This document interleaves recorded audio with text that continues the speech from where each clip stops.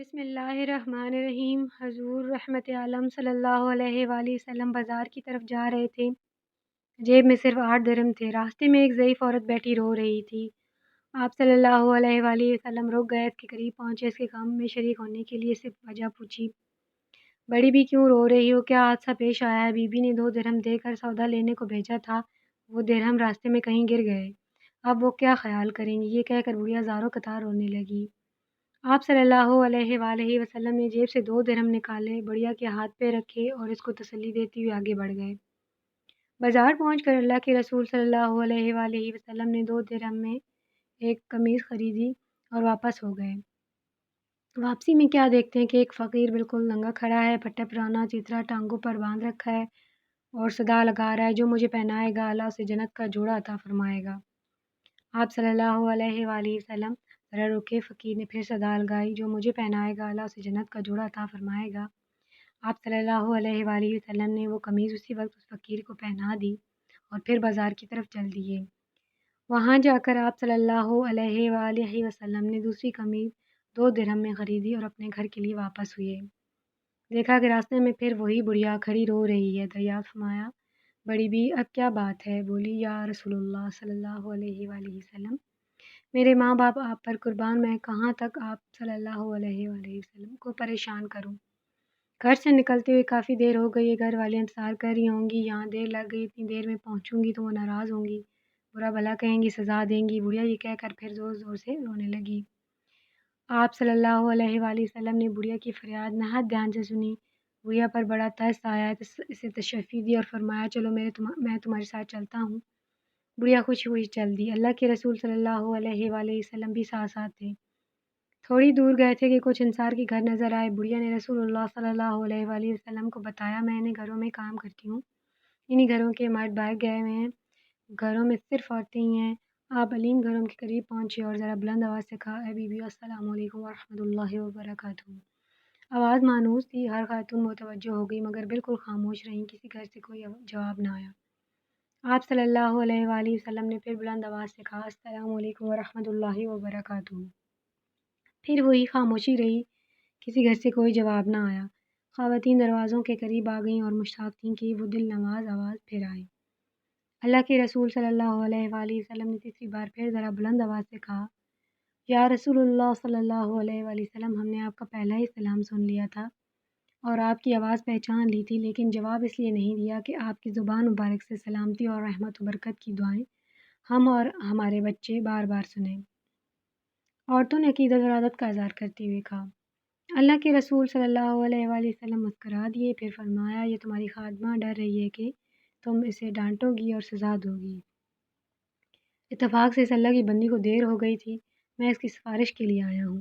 رسول اللہ صلی اللہ علیہ وآلہ وسلم کے الفاظ سن کر خواتین کی آنکھوں میں آنسو آ گئے اور ایک زبان ہو کر بولی، یا رسول اللہ صلی اللہ علیہ وآلہ وسلم، یہ آپ کو سفارش کے لیے لے کر آئی ہے تو آپ گواہ رہیں، ہم اسی وقت اس کو آزاد کرتے ہیں، اب اس پر کسی کا کوئی حق نہیں ہے۔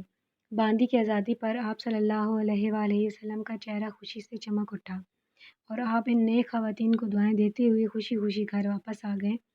اللہ کے رسول صلی اللہ علیہ وآلہ وسلم کے اعلیٰ اخلاق کا ایک پہلو یہ بھی تھا کہ آپ نے ایسے عام آدمی کو بھی عزت اور وقار عطا فرمایا جسے معاشرے میں کوئی خاص اہمیت حاصل نہ تھی۔ بنو اشب عربوں کے مشہور قبیلہ بنو غطفان کی ایک شاخ ہے۔ یہ قبیلہ زمانہ قدیم سے مدینہ منورہ کے اطراف میں آباد تھا۔ اس قبیلے کا ایک بدوی ظاہر بن حرام رضی اللہ تعالیٰ عنہ مدینہ منورہ سے کچھ فاصلے پر رہتا تھا۔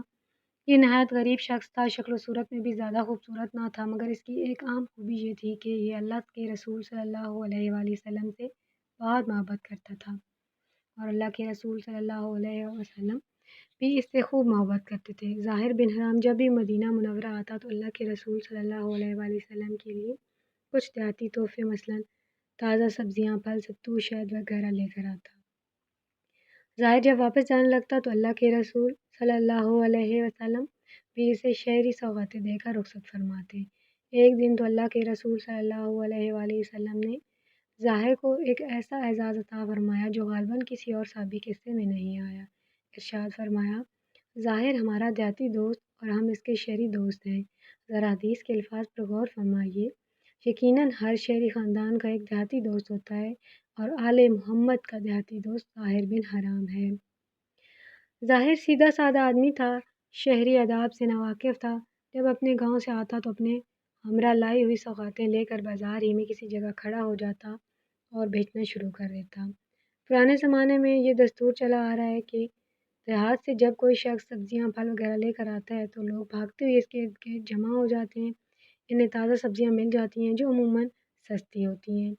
ایک مرتبہ ایسا ہوا کہ ظاہر اپنے ہمراہ کچھ جاتی سوغاتیں لے کر مدینہ منورہ کے بازار میں آیا اور ایک جگہ کھڑا ہو کر انہیں بیچنے لگا۔ اس کی قسمت اچھی تھی کہ اللہ کے رسول صلی اللہ علیہ وآلہ وسلم بھی بازار میں تشریف لے آئے۔ آپ صلی اللہ علیہ وآلہ وسلم نے اپنے دیہاتی دوست کو دیکھا تو آپ نے پیچھے سے جا کر اس کی آنکھوں پر اپنے مبارک ہاتھ رکھ دیے۔ ناظرین، ذرا تصور کیجئے کہ ظاہر کی آنکھوں پر اللہ کے رسول صلی اللہ علیہ وآلہ وسلم کے ریشم سے زیادہ نرم و نازک اور عنبر و گلاب سے زیادہ خوشبودار ہاتھ ہیں۔ پہلے تو وہ گھبرایا، وہ گھبراہٹ کے عالم میں کہہ رہا ہے، کون ہے بھائی، میری آنکھوں پر کس نے ہاتھ رکھ دیے ہیں؟ لیکن جب اس نے اللہ کے رسول صلی اللہ علیہ وآلہ وسلم کے مبارک ہاتھوں کی نزاکت کو محسوس کیا اور آپ صلی اللہ علیہ وآلہ وسلم کی خوشبو سونگھ لی تو اسے معلوم ہو گیا کہ اس کے پیچھے تو کائنات کے امام کھڑے ہیں۔ اس نے موقع غنیمت جانا اور اپنی پشت کو اللہ کے رسول صلی اللہ علیہ وآلہ وسلم کے سینے سے ملانا شروع کر دیا۔ اللہ کے رسول صلی اللہ علیہ وآلہ وسلم نے محبت بھرے انداز میں فرمایا، لوگو، کون ہے جو اس غلام کو خریدے؟ ظاہر نے بھی محبت بھرے انداز میں عرض کیا، اللہ کے رسول صلی اللہ علیہ وآلہ وسلم، مجھ جیسے کالے کلوٹے دیہاتی کو کوئی خرید کر کیا کرے گا؟ وہ تو بڑے خسارے کا سودا کرے گا، میری تو قدر و قیمت ہی کوئی نہیں، میں تو بیکار آدمی ہوں۔ آپ صلی اللہ علیہ وآلہ وسلم نے جواب میں ارشاد فرمایا، پیارے، ایسا نہ کہو، کیا تمہیں کسی نے کہا ہے کہ تمہاری کوئی قدر و قیمت نہیں؟ تم اللہ کے ہاں بیکار نہیں ہو، تم اللہ اور اس کے رسول صلی اللہ علیہ وآلہ وسلم سے محبت کرنے والے ہو، اس لیے تم اللہ کے ہاں بڑے قیمتی ہو۔ ناظرین، ایسی پیاری ویڈیوز دیکھنے کے لیے میرے چینل کو سبسکرائب کیجیے گا اور ویڈیو کو ضرور شیئر کیجیے گا۔